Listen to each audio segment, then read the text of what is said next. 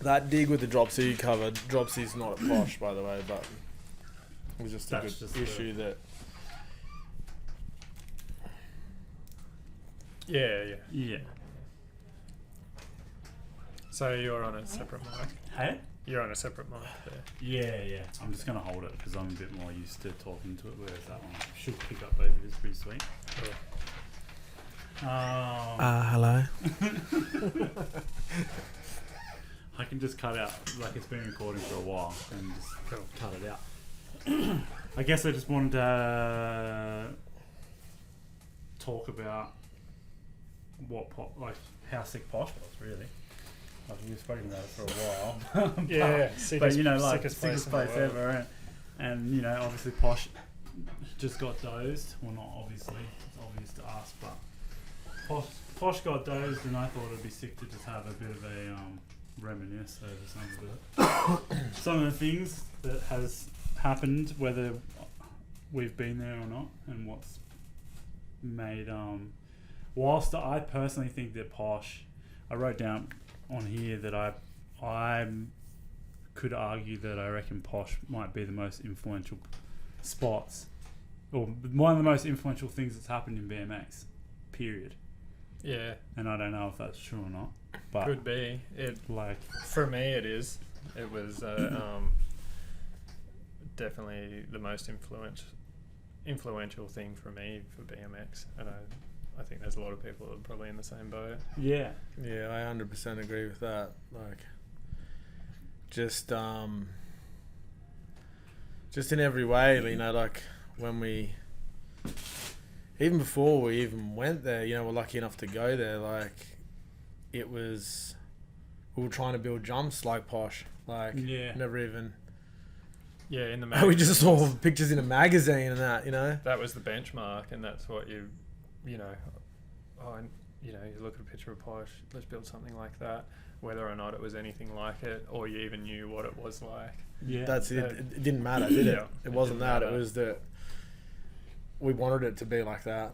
Yeah. And then I think like the first time we saw footage of it was Smiley had Anthem, right? Yeah. I would say saw Anthem, and you know. Yeah, I'd say Anthem was the first time we really saw footage of Posh, and even just trails like that. Like, I think with Posh it had like a unique thing where it wasn't just rhythm sections. You know, we were building rhythm sections, but it was a variety of jumps starting to go downhill. Like, they were building tracks almost, you know. Not just jumps in a row, not your standard progression. Yeah, just lines for days. Yeah, so many lines, like different types of stuff in that. Yeah, berms, hips, step downs, step ups, like some stuff sort of race influenced, and some stuff, you know, the gnarliest. Yeah, you had butcher-esque. You influenced. Had your your long and lows. All in the one line. Yeah, because I feel like when I think about it, just to expand on like what I was saying about the most influential spot, like I reckon that potentially, like I don't really know because I'm a little bit, I'm not a little bit younger anymore. I'm a little bit of a older BMX rider in the scene these days. But like if you think about how many spots have been around for that long, 30 years? I think it was 29 years, 29 years.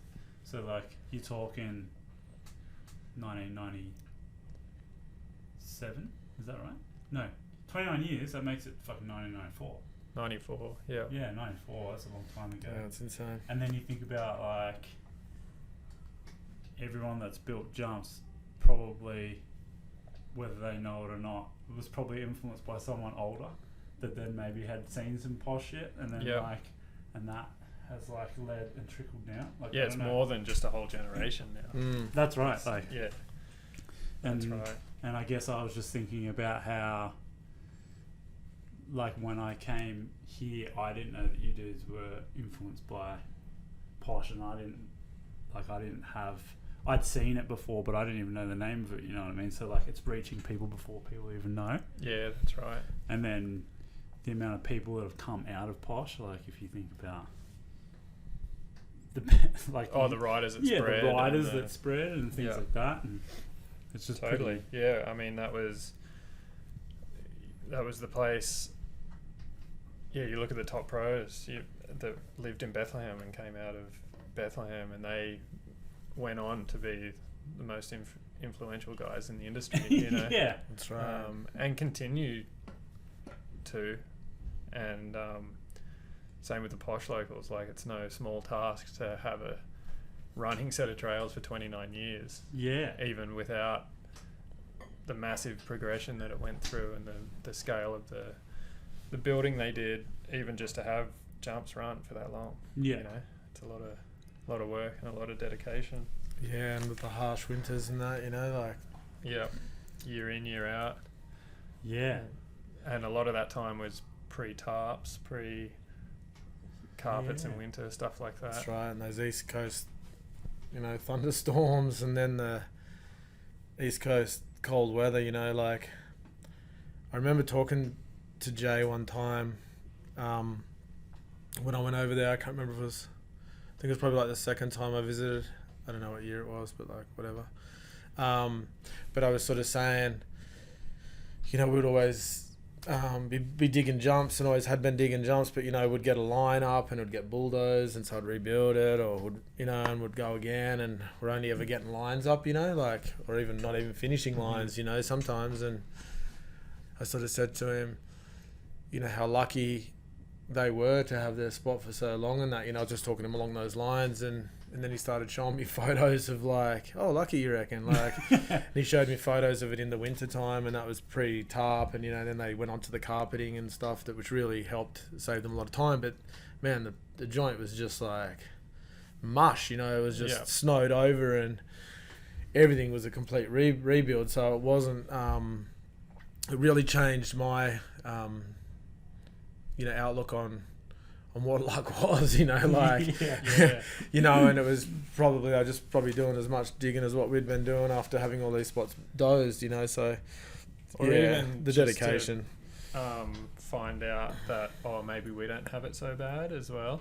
That's right. You know, like when you don't know, I didn't know before we went there that their winters were brutal and long, and you didn't ride all winter, and you couldn't even dig for half the winter because the ground's frozen. You know? That's true. Like it's, for the most part, we don't deal with that. Our major struggle is how dry it is, and, you know, rocky ground, things like that. Having open spaces instead of heavily wooded areas that you can build in. Well, the last few years around these parts have been pretty wet, like the winters, for the most part, winter's the best time to ride. Yeah, totally. But for those dudes, you know, like, you know, it was shut down and rebuild in the spring. It's pretty crazy if they've been building, like, essentially you're talking about pre-tarps. I don't know if they were the first dudes to bring to, like, it's crazy to think now that jumps used to be almost built without tarps. Totally, yeah. You know, I mean, it's a pretty new thing still, really. Yeah. I mean, yeah. But yeah, what the hell did we do without tarps? Dude, just recoat that line every single time, like, you know, and start at the top and go through. But, like, for them to go winter, if you're talking about, like, you know, shells of what the jumps would have been, it's pretty crazy that the jumps stayed in the same sort of spot. In the right like, spot. They must have just had, like, such a good memory of what. Oh, well, like, you know, I guess they, changed, you know, they just mushed out. Like, I guess, like, that's right. the snow freezes them, and then, I guess in a way as well, it can lead to opportunities for changes as well. You know, like, if you've got something that's established and running, it's hard to get to the point of, like, oh, let's knock it down and change it. Yeah. But when it's been sleeping all winter, spring's the time to be like, no, actually, we want that lip to be burlier this year, or let's stack that landing a little bit higher, or you know, what it might be. Especially after, I can imagine, you know, after a winter indoors, you would be pretty keen to get out there and start doing it. I guess just speaking a little bit more about the influence that Posh had on BMX.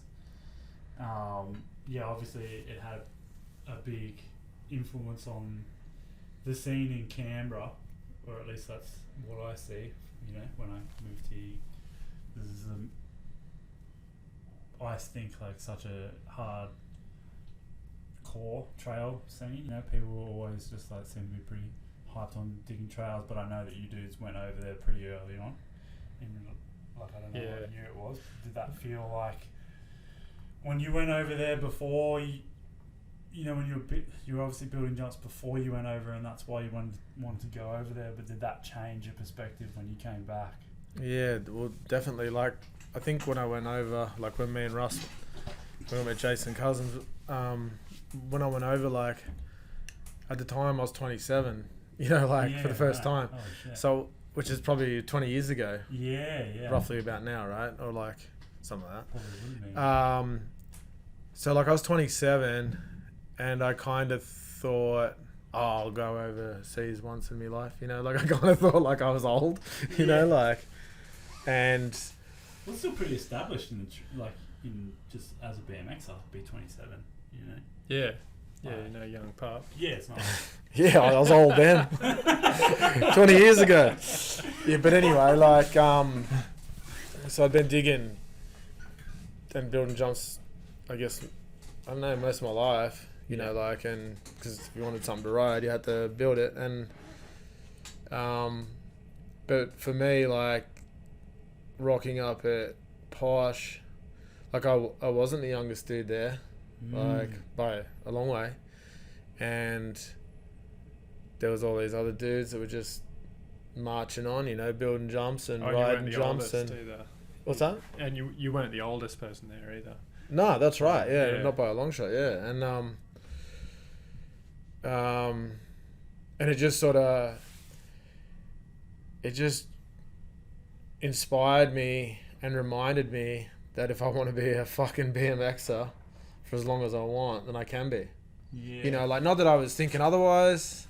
I don't really know what I was thinking, but you know, it just straight up like emphasized that you just want to be in the woods digging jumps, like, and go to work, totally. And you know, then you could be. Sure. And so I think, like, for me coming back, like, from that trip, I just fucking was straight into it. Like, you know, my trails had been dozed before I left to go to PA the first time, and then as soon as I got back, I started traveling down the coast, driving 2 hours every weekend to start a spot.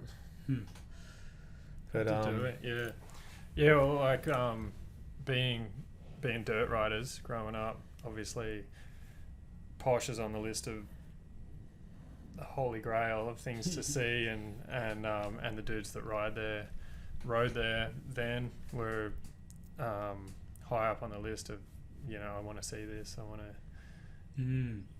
It was as good as it gets in my book, and it was better than ever expected, right? Oh yeah, like just the most magical place, BMX heaven on earth. Yeah, like no shit. Like it was when we went there then, and you know, first time walking in, seeing it go down, see trains of like the best riders you can imagine on the best terrain. I was just like, yeah, this is it. This is what I want to do. Yeah, and I kind of already knew that's what I wanted to do because, you know, to get to that point, you're already pretty invested. But I was just like, yeah, I want to do this forever. Yeah, like, you know, exactly. And we brought that home with us, I guess. We brought that energy and dedication to like continue to have our own trail spots.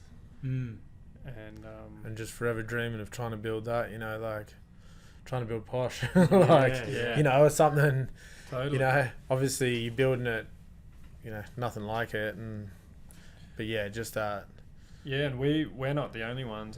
I can imagine that have trail spots that drew that same inspiration and went home and wanted to do it in your version of it. You know? Yeah, well, I was just talking to Shane Biffin, you know, last week, and he was exactly exactly the same. You know, so inspired by it and so much, and that leads to basically shaping like modern trail riding, modern trails. Yeah, that's right. It's kind of what I think about. Like, if you think there's just so many people, well, like you said, like Shane Biffen, not that he wasn't. Dudes are all building jumps all over the world already, but it's almost like you go to this holy grail spot and you're like, a lot of people get it and they're like, oh, this is what I want to do for the rest of my life type thing. Yeah. Especially kind of like, I know you've told the story to me before, but when you said the first time you walked in Chase Walker, someone was like... Well, when I first walked in, like, we'd been in New Jersey with Garrett and JB, and I remember walking into Posh, and we're walking down the hill, and I was just about to say, where's all the jumps? and I took one more step and looked to my right and just saw nothing but landings, and then looked to the left and saw nothing but lips. And then Chase Hawk, of all fucking dudes, he must have been like, I don't know how old, I was 27, so and they'd be like 20 or something. Yeah, maybe younger. Looked really young anyway. And he just went like boom sideways over our heads. That's the first thing I remember walking into Posh, like, is Chase Hawk going over our heads sideways as fuck. 2 seconds after I was just about to say, where's all the jumps? Like, you know, so grassed up and shit, and there's like one thing, heat coming out of the ground and chingers and gnats and beautiful. And even to get down there, like, first time going, in my head I was like, oh, it must be like pretty deep in the woods, you know, because all the pictures, it's beautiful, like big trees, it's all vines everywhere, it's green as in summer, jungle, and full jungle, and you're cruising down through a neighborhood. I know, it's just nestled in behind houses there in a cul-de-sac, and in you go. I found that pretty unbelievable, because we've just been through looking for new spots ourselves after you know, having a couple of spots dozed, and we're looking so far out, you know, just to try and get away from people, so it's less of a threat to get the jumps knocked down. But they're just nestled right in there, man. It was just such a perfect little valley. It's actually pretty funny that, like, I think about that when we've done missions just in general to try and find a spot to build up, like that one on Mount Ainslie, and then all of our shit got stolen, but I felt like we were walking so far with tools. And the very next day, like, go back there and they're all gone. There's people everywhere. Doesn't matter where you are, bird watcher or someone taking a dump or something. But there's I feel like it's the ultimate. It was for a while there, I guess for decades, it's been like the ultimate BMX tourist destination, if you think about it. They're literally responsible, like the dudes at Posh have been responsible for even the crew that we know in Canberra. It's like people are paying off credit cards for the next 5 years to try and like go to Posh. Totally, you know? That's the goal. It's like, I've got to go there and see it. I want to, even just to witness it. Riding it's a whole nother thing. That's just like the icing on the cake, you know. That's right. And that to meet the dudes behind it, you know. You meet the dudes, you see how they work, what they do, you know. That's the best thing a trail builder can do, is go and look at somebody else's work and ride it and see how that feels. See, that's how you learn. But like not only that, like the fact that you can go there as a stranger and they're like, oh, welcome. Like, what a crazy way to be so open. Totally. To just people that have... That's amazing. You know, like that's a big thing, I reckon, and something that doesn't really get talked about a lot. Just with trails in general, trails can be quite like, you know, they push back on it's new people generally a small crew, guys in there by themselves doing stuff. Someone random walks in, you're sort of like, you know, normally it's like, you know, what standoffish, what are you doing here type thing.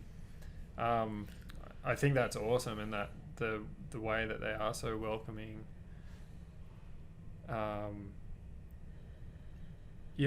It created like that. Yeah, I want to go back. People, so many people traveled there annually. Yeah, that's right. For sessions, and a lot of the bigger sessions there were.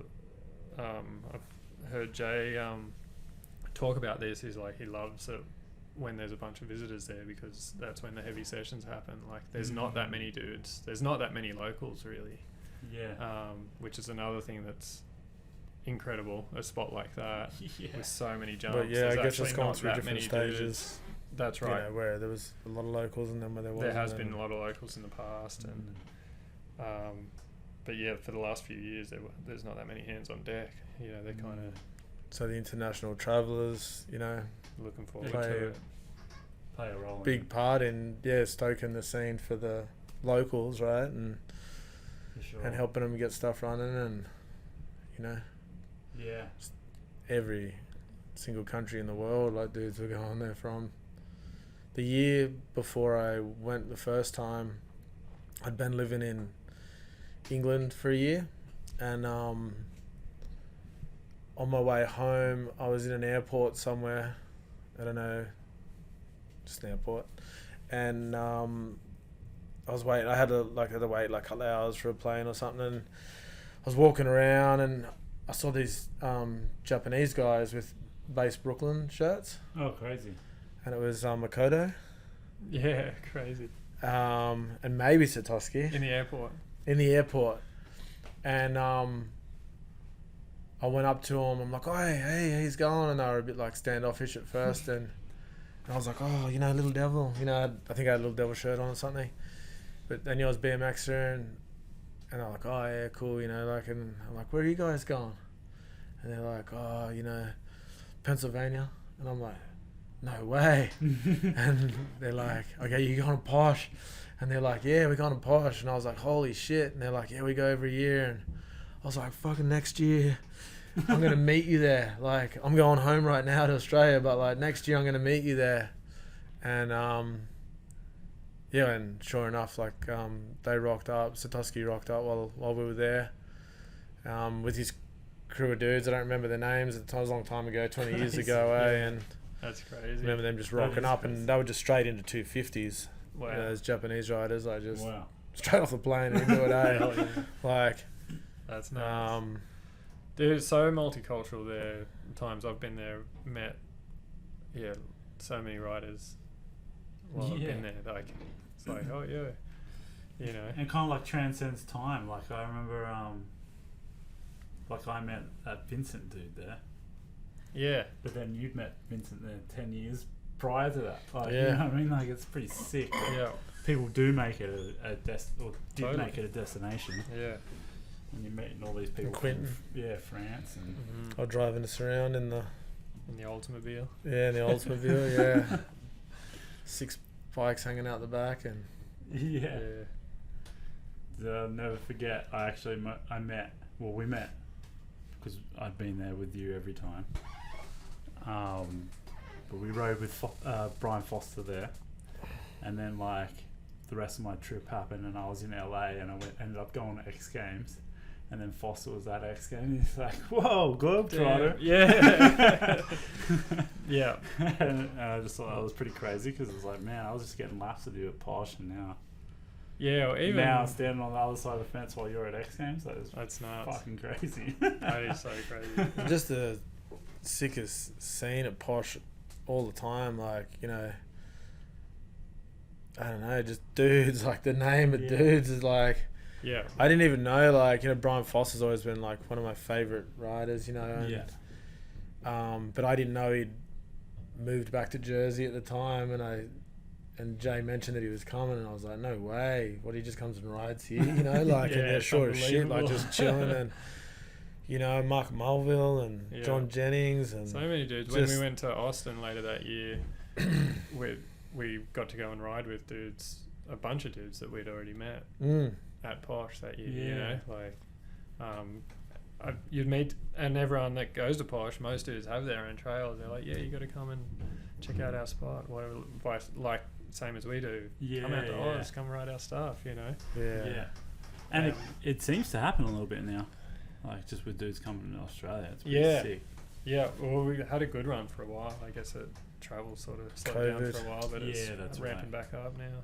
Yeah, pretty crazy that's the thing that it's almost like trails is small, but at the same time it's massive, just because so many people are willing to make that trip to do it's almost like a bit collectively there might only be small crews, you know, like in different parts of the world, but it all adds up. Yeah, that's right. Yeah, pretty special. And I mean, just Posh was just the ultimate destination. It was just I don't know, just the Mecca. Yeah. I feel like I learnt to ride there 100% in a way, you know, like I've been riding jumps whatever since I was a little fella, but when I think we stayed for 3 months the first time, right? 2 or 3 months there, and like I learnt to ride trails then, because it's like I was saying about the variety of jumps, the speed, the sheer amount of jumps. When we were there was 16 lines. Holy shit. Right? Something like so many jumps. It's crazy, hey. And they would, we'll have rain days. You got to clean them up, fix them up. But we were riding most days. I don't remember. Yeah, I don't remember the days. I don't remember the other days. Yeah. But I'm sure they were. So I think we were probably standing down there in the rain, waiting for it to dry. Yeah. Me and you, but that was pretty tough. So yeah. But those dudes, remember, like when we got there. So I don't even know what. Do you know what year it was that we were there? I think it was 03. Yeah, 03. So they had just lost Nam trails. Yeah, right. You know, like, which was a spot.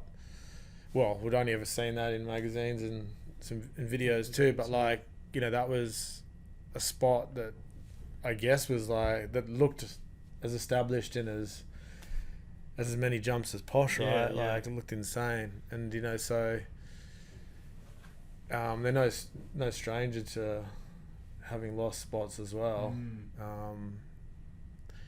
That had only just been dozed when we got there, and like a lot of the dudes were like, as you would be, like fully bombed out, and we're getting used to. Actually, they just started on Caddy. Yeah, like they were straight into it. Oh, yeah, the year that you guys went. No shit. I remember we went there and had a look, and there was like 2 or 3 jumps. Hey, and do you know what the jumps were?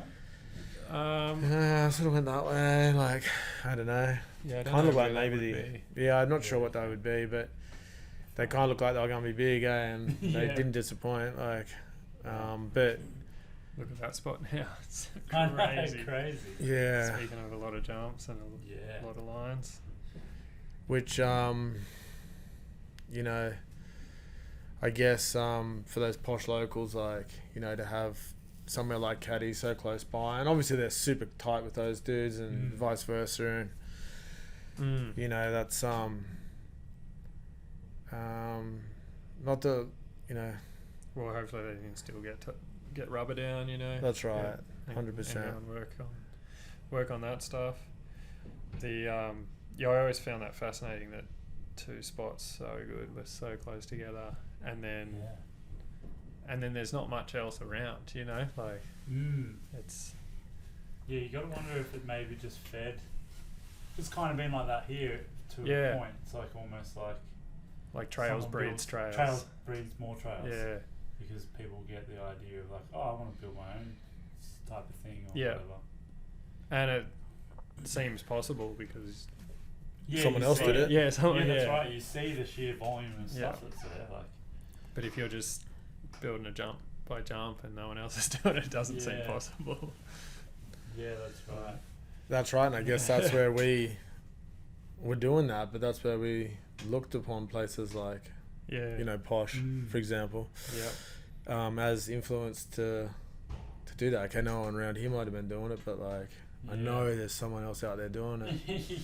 And it was actually the T1 team, when they're on their global tour, the world tour, came through Canberra, and they came and rode the trails, like the local trails that we had going at the time, to just up the road from where I live now, and they thought that was sick. Like, it was T1. Like, I'm sure they wouldn't have told me that was shit, but like, you know, they were genuinely stoked on it. They were into them, yeah. You know, and Garrett was straight into the line and stuff, and he told us at the time that, oh, you guys were telling about we wanted to come to Posh and that, and how he lived near it and stuff, and he's saying you'd love it. You got to come and see. He said there's this line called K12 and it'll change your life. And I was just like, oh, and I took that as gospel, hey, and so like, man, I want to change my life, you know, like I had a pretty good life, but like I'm down to change it. This line does it. And like, so hitting K12 at Posh was like pinnacle for me, because like Garrett Burns sort of changed my life, and sure as shit did, you know, like it's life changing for sure. Just yeah. I guess in a way that's what made it feel possible to go there as well, because we didn't know other dudes that had been there. No. At that point, we knew guys that had gone to the States riding and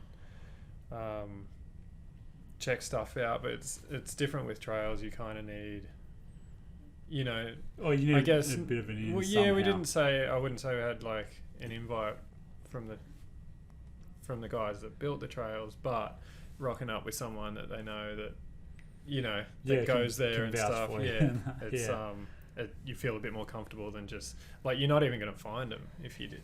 Yeah, like, and trails are like that. You got to know where they are. You got to know someone that's been there, someone that knows the guys. And having said that, I don't want to get off the topic of the trails too much, but like, you were like the only, I didn't have like a computer at my house, and you had a computer and you had the internet, and so you were writing to, and Garrett said, you know, look me up, this is my email, and I was actually like, fuck, didn't give have it a to computer him. either, but I was doing it from the library. Alright, so anyway, so none of us had a computer. Russell's like said he's been talking to, you know, Garrett, who'd only just met like on the internet, and you know, and Garrett said, oh, well, let us know when you come, and you know, this is like getting closer now, like we had tickets and we had a date, and we'll come in, and he said, I'll pick you up from the airport. We were in England, we weren't even home yet. Yeah, and I'll pick you up from the airport, right? So we got I know the airport in Philly. Yeah, we got to the airport in Philadelphia, and we're going to get off the plane and that, and straight away they've put us, like, you three in this room over here, like, and with two long hairs, like, no, and they put us in this room, and they said, they started asking us all these questions about, like, they were being pretty strict with us, weren't they? Like, how well, I guess we didn't have an address and really a contact, like, and the immigration dude's like, so where are you staying? And we're like, oh, you know, mate's picking us up. And how do you know this mate? Yeah, how do you know him? It was like, oh, you know, we met him on the internet. We've met him on the internet. We've met him on the new on the new Intratron, you know, like the latest device. And he's like, oh, so you've got a friend that you met on the internet, and he's coming to pick you up. And all of a sudden, I'm like, shit. Like, we didn't have like phones or anything. Like, I don't even know if there was phones. I don't think it was. But it got to the point where he was like, all right, I'll call out his name on the loudspeaker in the airport. Oh, wow. And if he comes, you can go. If not, I don't know if they were going to send us home or something. And you know, this was Garrett Burns, so all of a sudden I'm thinking, hang on a second, Garrett, he might be like the biggest, you know, he was big time dude, like Garrett Burns, you know, like badass rider and that, and I was all of a sudden thinking, hang on, why is he going to come and pick us up? Like, you know, I just started to think that, you know, he might be some hot, like full hot shot, like behind the scenes. Just turned out he's the most down-to-earth dude ever, and he come through them doors, and we just about ran over and give him a whole thank fuck, like. Yeah. Oh man, that's because they were like, if you don't have an address, this dude doesn't come. He's going home type deal, and but anyway, and picking someone up at the airport, you might not even be waiting inside. Oh yeah. And where like are they? Or even on time. Big airport. Yeah. But he was spot on and come to get us, and good on you. Good on you, Garrett. Good trip. Man, I had the same thing. I had the same thing when I came to the States. So they were like, "Where are you staying?" "Oh, I stay at my best mate's wife's house."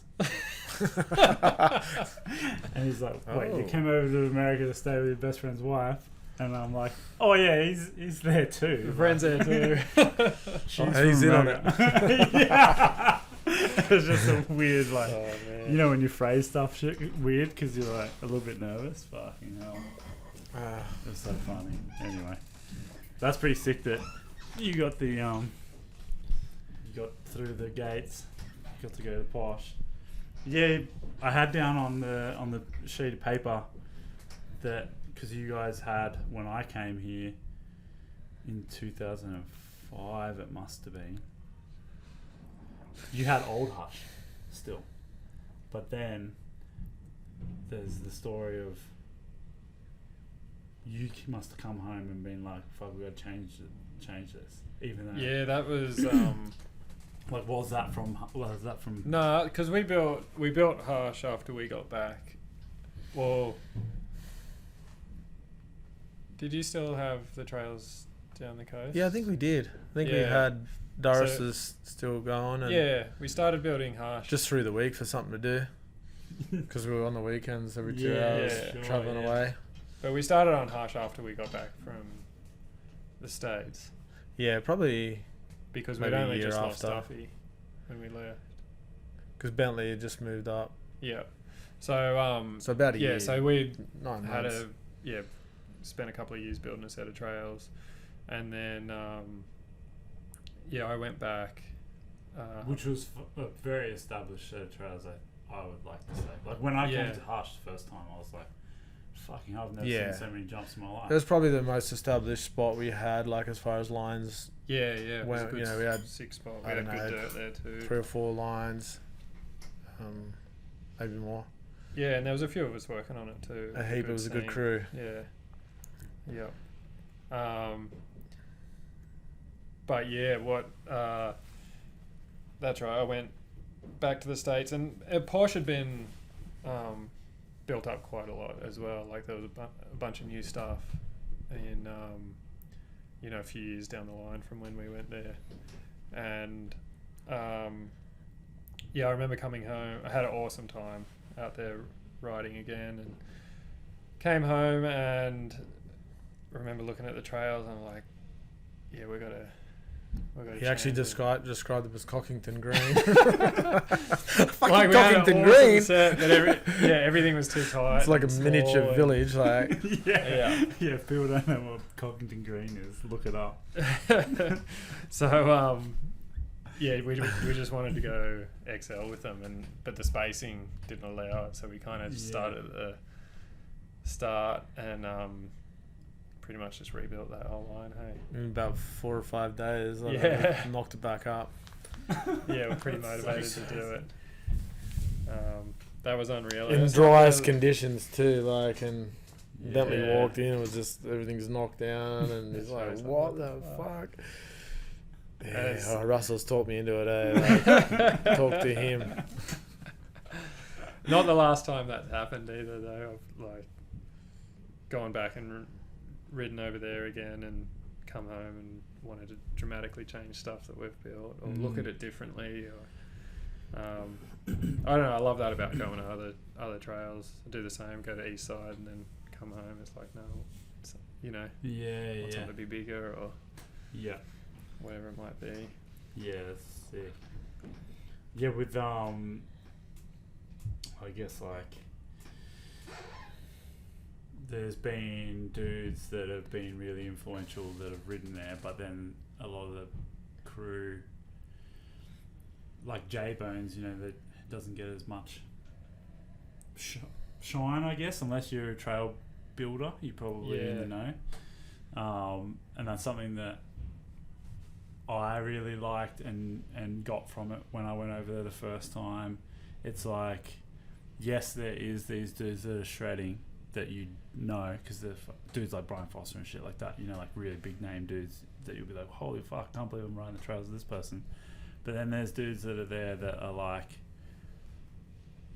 you just get the feeling that they're just fully just about trails. Like Brian Coleman was like one of the dudes that really struck me. Like he was riding a fucking Colony Sect with like Kenny Raggett's signature frame. Like it wasn't even that. Like I went over there and all of a sudden I'm like, oh wow, my bike's pretty flash compared to these dudes' bikes. Like I love that they're not worried about it. It's almost like they don't have a scene. Yeah. They've got amazing scene, the most amazing scene ever, but they don't have any worry about that sort of thing. Like well, there's some locals and I'm sure riders over the years that I've met in there, and I've wondered if they've only ever ridden Posh. You know, and that's just BMX to them. You know, like they might not even see that much like outside of Posh. BMX wise, maybe they do, maybe they just love what they're doing in there, but that's cool to see as well, and dudes that can ride trails so well, and like you said, you never heard of them, or that's right, they don't even, I don't know, the feeling you get is like they're just like, just another day at the jumps, like that's kind of what I mean, like when I say about that they don't have a scene, it's like they're not affected by the outside scene. You know what I mean? Like they're just completely like they're just in it for the trails, like and even dudes like Dunny and shit, like there was another dude, I can't remember his name, but he was riding like a bigger bike at one stage, but they're all in there making it happen. Yeah, it's unreal. And it's not like they're not worried about parts. Like I feel like J-Bone's not even, he's just running what he likes. Yeah. Not even necessarily being like, but he's yet then influenced people. Now the fucking challenges them, it's back. I feel like it was because of him. I love Jay's bikes. His custom colorways. Yeah, that maroon and white S&M he had, like, was, I don't know if it was a race version or a TV, but maroon and white, that to me was just pinnacle, and it was nothing I'd ever seen before, and that was trail style, like. But another, just something that stands out, I remember when like the FBM dudes rocked up, and Mike Tagg and Derek Garrard and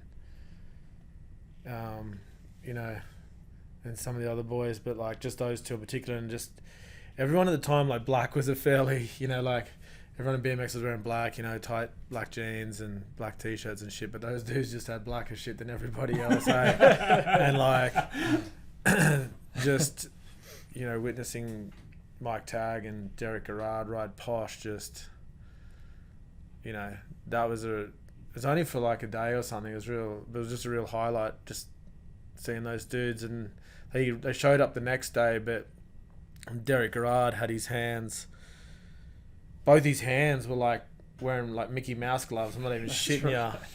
And we're like, what the fuck happened to him? We're kind of too scared to talk to him or something. Like, they're probably the nicest dudes on earth, but we were just, I don't know, we just felt like the kids in the corner. But and so they reckon that he like lit fireworks in his hands or something and just fucking blew his hands up, like. But yeah, I think just seeing Tag shred 250s and just just small things that stand out in my mind, like Village Robbo. I'm fairly sure the first time we went there that he was there was just a skinny English kid in these big grey dicky pants. They weren't even big Dickies pants, but this kid was so skinny and that, like, they just looked big, and he was just like whipping out, like, dude, and left so many and right, and it was just images they have. Yeah, unreal. Just talking about that as well, just the locals that have been there throughout the years. Like when we first went there, it was it was a pretty good roster. Dudes like McGilla. Yeah, well, McGilla was still on. Sal, obviously, he took us in. We were staying at Sal's place. J-Bone's been there throughout the whole lot. Stoffer. Keith Gower, who's like, I loved the way he rode. I'd seen him in Anthem. I was like, hell yeah. Yeah, Stoffer, he was another, like, gotta see ride trails kind of dude. Chicken Wrap. Yeah, Chicken Wrap. Like Dalecki was there a lot, like, which was amazing to see. Like, I'd met Dalecki a few years before I went there, like it must have been after, because I came back and he came out after with FBM, but it was just, I knew like Rob Dalecki took the most badass photos, and like to see him like didn't even have a camera in sight. You know, he was just shredding. But then there were shredded dudes, the trails and dudes that have been a big part of the trails and a big part of trails in general, like Drew Jenkins, you know, was like Drexelbrook represent. Yeah, like I saw him ride Posh, and I was like, actually, that's how I want to ride trails. That's trail riding. And it's but it's like he just did it in his own way. But Genicor. Genicor. It's sick seeing all those dudes because they all lose style. It's all different style, and it comes from bike control, and it comes from just their riding jumps. Yeah, and a lot of with those dudes, those older dudes that we really frothed on, you know, Drew Jenkins and J Bones, and you know, it all came from early bicycle motocross. You know, they came from BMX racing, and and it was East Coast. That's right. Style, you know, like the East Coast style. I remember seeing, you know, not a lot of photos with J Bones in, you know, I don't even know, BMX Plus maybe or something, you know, racing and that, and it was always like a sick picture. It was always like in a sick, position, like, or even just going over a roller. Like, I don't know, I can't remember the exact pics, but just doing it moto, like. Yeah, that's a big thing. Struck a chord with me. It was like when you see people like, I mean, it obviously happens at other trails, but like, it's less about, it's just body position and things like that. Like, I love. That's one of my favorite things to do now, and I think about J Bones when I ride because he's like, he's not trying to like whip it out big or anything like that. He's just moving his bike. Just gets in position. Makes shapes, and it's to me that's just pure style, and I guess it's just become probably because of the way that all the dudes that you mentioned built those jumps. It's like obstacle course. It's not just trying to get like the boostiest height or whatever. Like, that's right. I mean, we've spoken about this before, but like, I love that it's like, not just bigger jumps. Yeah, it's like fucking all sorts of things that make you a better rider. You throw it all in the mix. Moving your bike in every which way. Yeah, that's right. And same with hips and, you know, all that difference, because you have to move differently. You're not going to get stuck in just doing. Yeah, you're not just pulling back. Doing a routine, it's so sick in that way. Which I think sort of goes a long way towards longevity with trail riding as well. You know, like the fact that you can hit the same line over and over and over and over, and just, you know, you don't need to pull out a bunch of tricks, or you don't need to keep doing tricks. It can just be, you know, just enjoying the terrain. Yeah, that's right. Enjoying the terrain, moving your bars. You know. Those dudes, you know, they had that down to. Yeah. Well, what feels good tends to look good too, doesn't it? Like, you know. Well, yeah, for sure. Yeah, it's pretty cool to see like a place like that. Well, just I guess Bethlehem in general.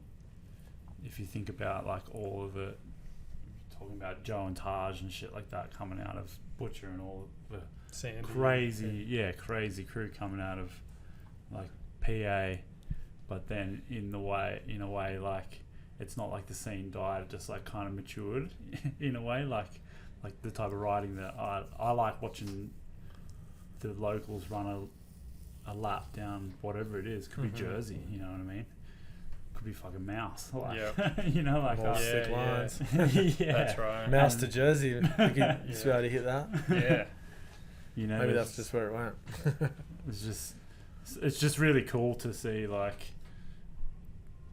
evolution of BMX within a set of trails, but it doesn't necessarily mean that evolution means like more, you know. I guess similar to what I remember Brian Foster had a quote in like a magazine somewhere, and it said, seeing Taj do a can-can's priceless, but I could live without him doing a no-foot can-can one-hander or something. Like, it's the same sort of thing as Posh in that way. Like in some ways, maybe it could get built up or whatever, but in other ways it's like perfect because that's right. You're just seeking like bike movement through a fucking obstacle course, and just riding like I loved that about Posh, that it wasn't like you didn't go back 1 year and they'd mowed down a line and completely like changed it. Yes, they've developed heaps of new lines and upgraded stuff over the years and added new stuff, but there was a certain consistency, like, you know, for sure, year in year out, you could trust like your muscle memory to an extent, which is even amazing that, you know, there's a certain type of lip they build and you can trust it. Yeah. But it's easy as a trail builder. It's easy to get caught up in that constant progression. Yeah, yeah. Like, you know, you ride it. It's not quite running right. Or you ride it a dozen times, and you're like, actually, you could probably go bigger there or something. But it's cool to stay true. It's adaptation just like, of your riding, isn't it, to the terrain? Yeah, that's right. Maybe Adapting. something is a bit overshooty, but instead of Changing it, longer, maybe change. Adjust your riding. Change the way you hit it. Or you got to pull back on that, or whatever it is. And POSH will teach you to do that because, you know, when you figure it out, it just works unreal. Yeah, it's so sick. I guess we can wrap it up. I wanted to just, like I said at the start of this, like, I feel like in a roundabout way, apart from like actually going there and being able to experience it and it being like probably one of the, you know, handful of the biggest memories of my BMX riding in my life, really. I just wanted to have you dudes on because I know how instrumental it's been for you dudes and things like that. So just get a bit of an ode to POSH, totally. and at least well, I thank guess them for if anyone's listening, thanks to all the locals over the years for having us. Like, same thing, best memories for me there, and helped shape me as a rider, as a person, as influenced me to do what we do here, and they just couldn't have done it better. Yes, that's right. Just the ultimate, you know. Yeah, I 100% agree with Russ and feel the same way, and like, just POSH will never die. You know, like, it's a huge part of so many people who are invested in, you know, who love trails and who are going to continue to dig, and it's never gonna die in the memories of, you know, us all. Like, it's gonna for as long as we keep doing this trail thing, like, that's right. POSH is gonna be remembered and cherished and still influencing us. That's right. I mean, you know, and all the dudes. That's right. Yeah, exactly. I mean, that, you know, created it, and yeah. I mean, we're freaking naming jumps at POSH 10 years ago, and we're still trying to name jumps after POSH today.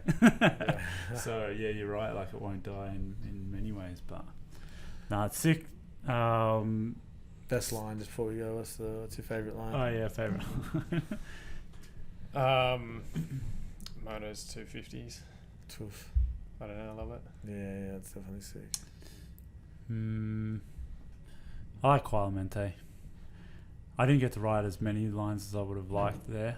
Like Moto's 250, but I just do like going back to the obstacle course thing. Like, I love how it's like direction changes and speed changes and little jumps that you don't think.